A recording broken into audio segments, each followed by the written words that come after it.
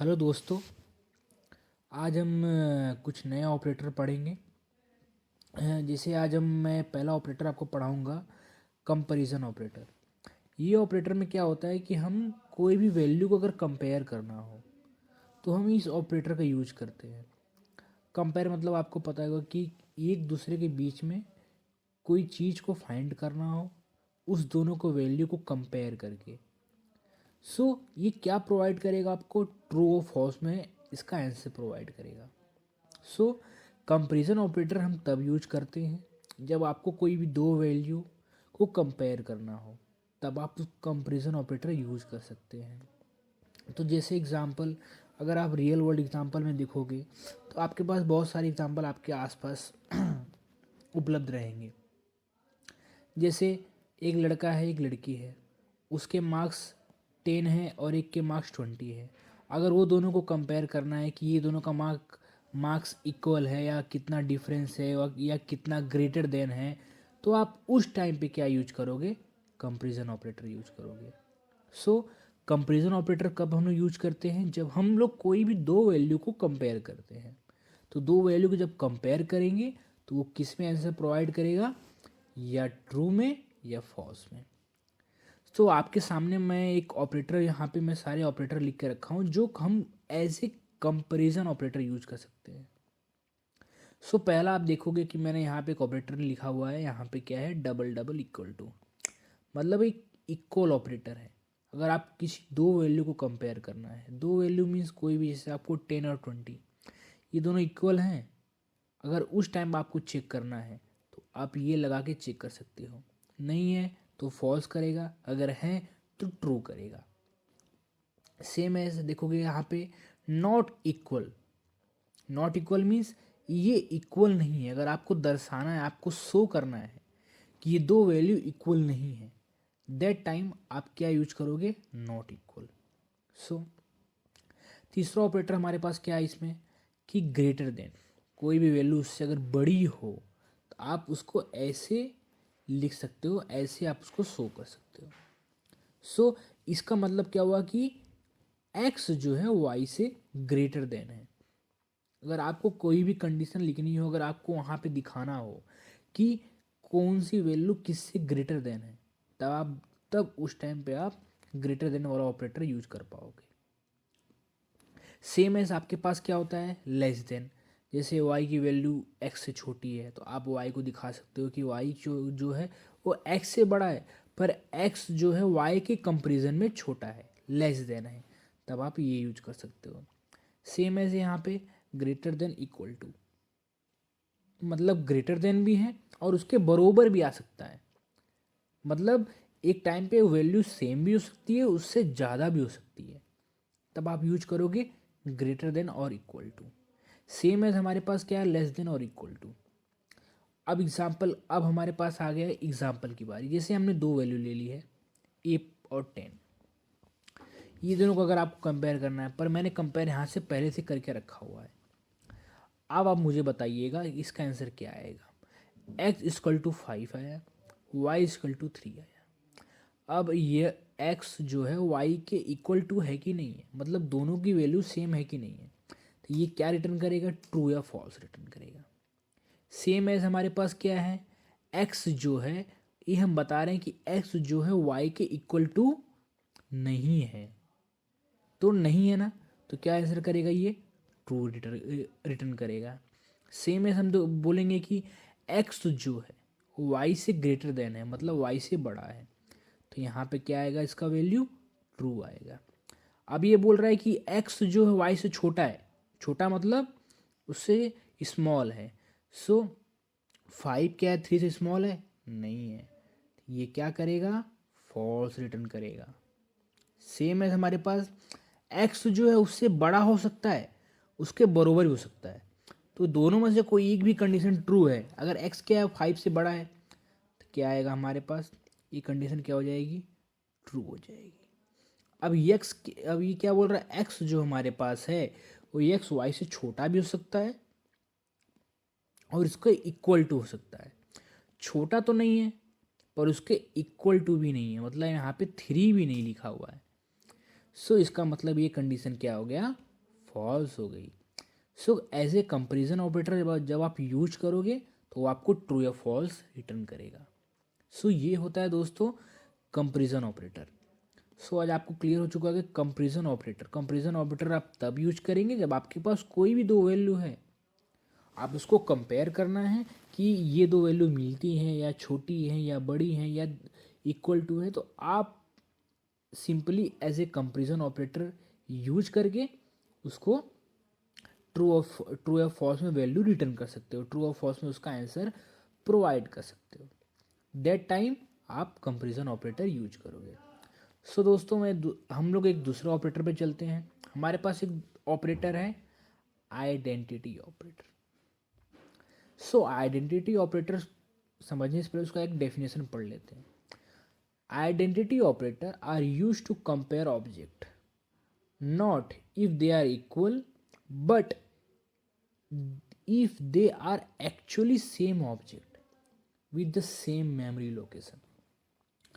Means क्या हुआ, हम कोई भी दो ऑब्जेक्ट को कंपेयर करेंगे, ये नहीं कि दो ऑब्जेक्ट के अंदर जो वैल्यू है वो इक्वल रहे, उससे हमको मतलब नहीं है, पर दोनों जो ऑब्जेक्ट है वो सेम मेमोरी लोकेशन पर हो या सेम ऑब्जेक्ट रहे, तब हम आइडेंटिटी ऑपरेटर यूज करेंगे। तो मैं फिर से एक बार बताना चाहता हूँ, आइडेंटिटी ऑपरेटर क्या करता है, कंपेयर करता है ऑब्जेक्ट को, उसके अंदर जो वैल्यू हो वो सेम रहे, उससे हमको मतलब नहीं है, वो एक्चुअली में सेम ऑब्जेक्ट रहे। सो और ये भी क्या रिटर्न करता है, ट्रू या फॉल्स। अब इसके हमारे पास आइडेंटिटी ऑपरेटर होते हैं इज और इज नॉट। इज और इज नॉट हमारे पास क्या है, एक्स इज वाई, मतलब एक्स जो है वाई है कि नहीं। एक्स इज नॉट वाई, तो एक्स वाई नहीं है। हमारे पास दो चीजें यहाँ पे दी हुई है identity operator. Identity operator means is आपको यूज करना है। सो एक्स के अंदर हमारे पास वैल्यू क्या है, एप्पल, बनाना, चेरीज। ये मैं आपको बताऊंगा कि ये इसका डाटा टाइप क्या है, लिस्ट है। Same as y. अब आपको लगेगा कि एक्स और वाई दोनों सेम है ना, एक्स और वाई दोनों सेम है, ठीक है। देखते हैं, अब हमारे पास देखो मैंने क्या लिखा है, x is y, x is y, मतलब एक्स और वाई सेम है, तो इसका वैल्यू क्या आना चाहिए, ट्रू आना चाहिए। फॉर एग्जाम्पल आपको ऐसा लग रहा होगा। अब हम इसको प्रिंट करके देखते हैं एक चीज, एक्स इज वाई क्या हुआ, फॉल्स हुआ।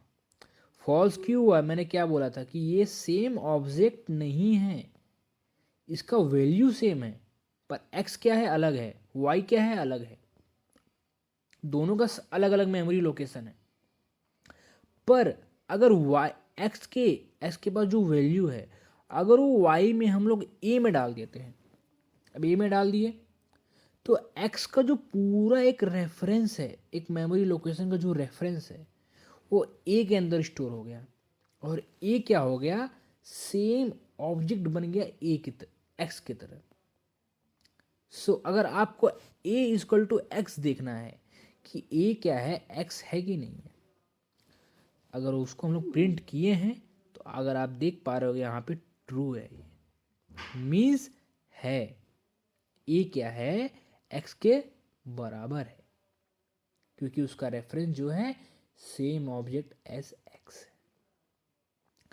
अब ये क्या करेगा, ट्रू करेगा, रिटर्न करेगा, क्योंकि एक्स जो वाई के सेम नहीं है। सो ये क्या रिटर्न करेगा, ट्रू रिटर्न करेगा। सो अगर आइडेंटिटी ऑपरेटर आप तब यूज करेंगे जब आपके पास कोई भी सेम ऑब्जेक्ट आपने उसको एक दूसरे वेरिएबल में डाल दिया।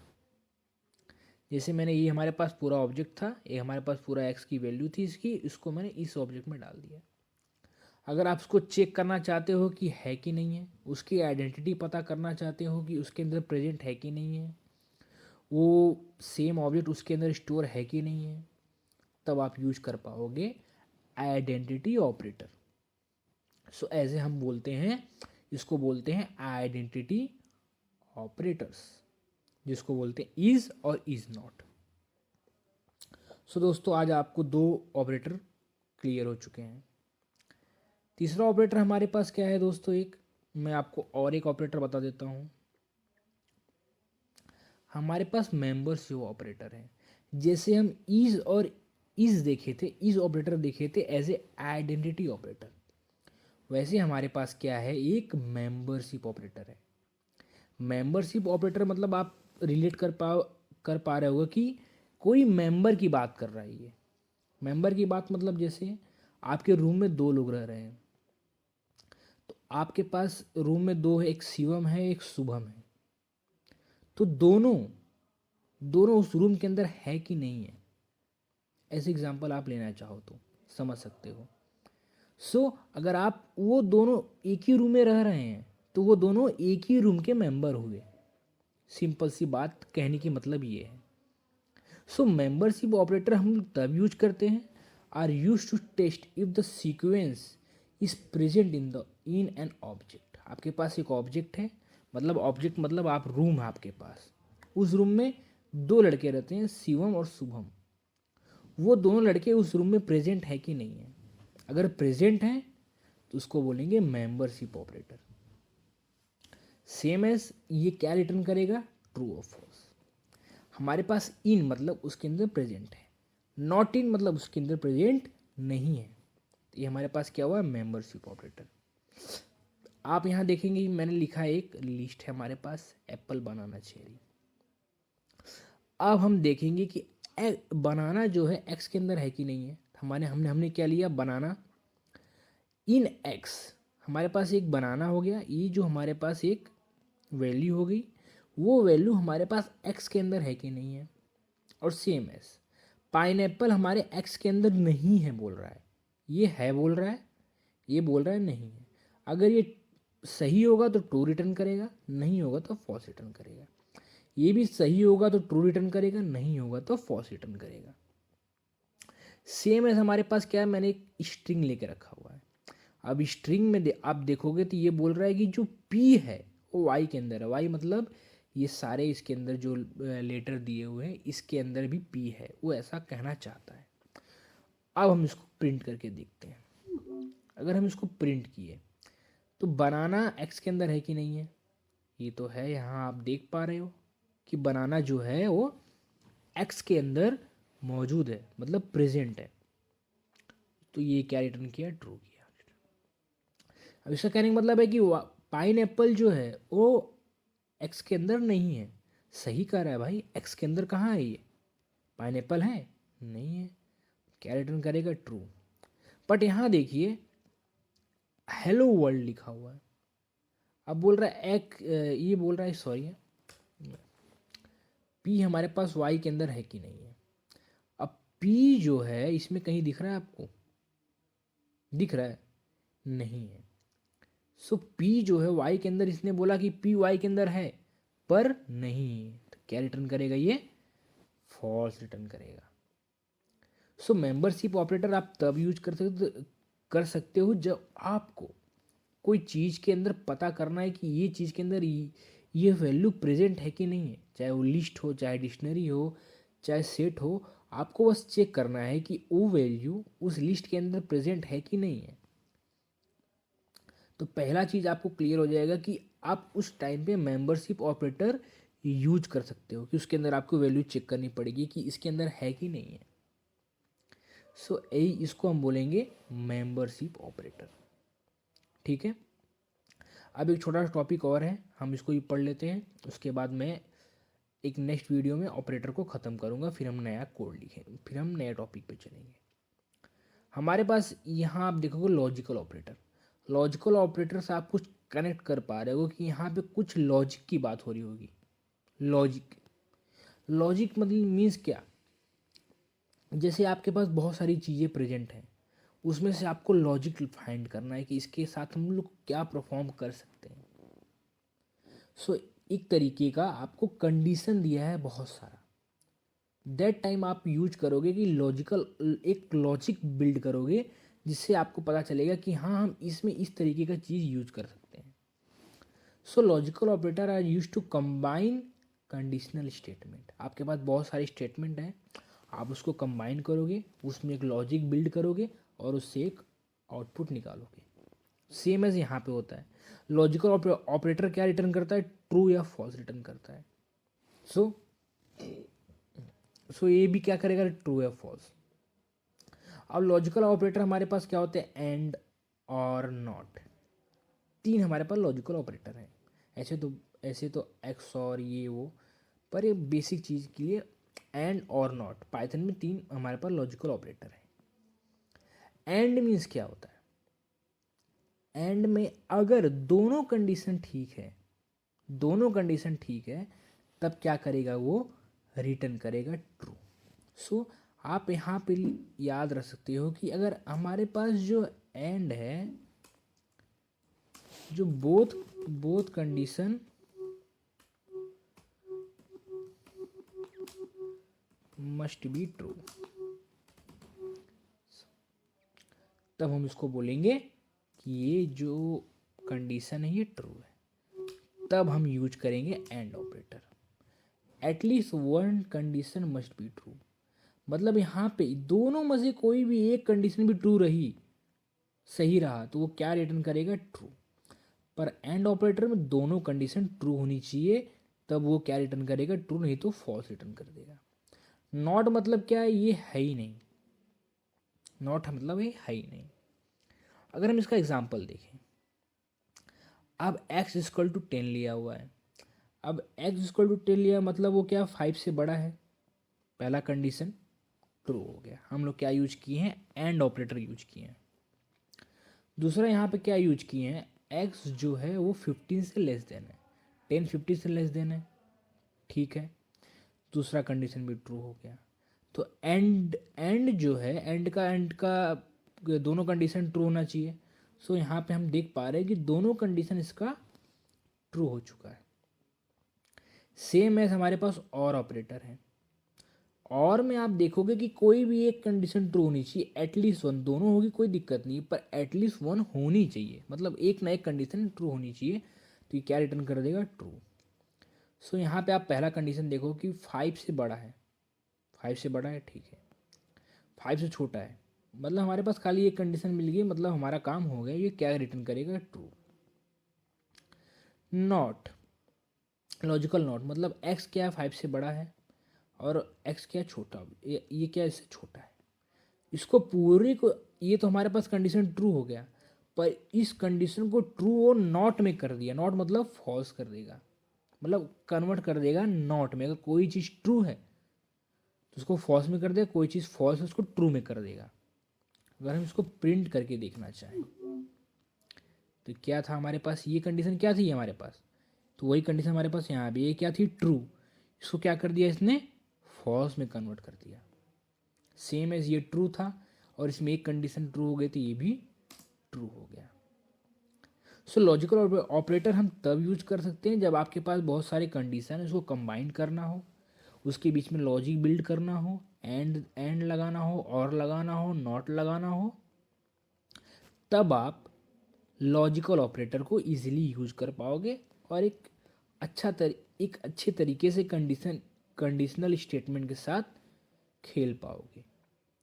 दैट टाइम आप यूज करोगे लॉजिकल ऑपरेटर। सो ये होता है लॉजिकल ऑपरेटर। सो आज हमने 4 ऑपरेटर समझे, चारों ऑपरेटर को एकदम अच्छे से थोड़ा एग्जांपल के साथ समझे। Comparison operator, identity operator, membership operator, logical operator. So आपके सामने चारों ऑपरेटर प्रेजेंट हैं। सो दोस्तों, वीडियो अच्छा लगे तो लाइक करिएगा, सब्सक्राइब करिएगा। मैं आपके सब्सक्राइब का बहुत वेट करूँगा, मैं और मोटिवेट होऊंगा। कमेंट करिए कोई प्रॉब्लम हो तो। आज के लिए इतना ही दोस्तों, थैंक यू।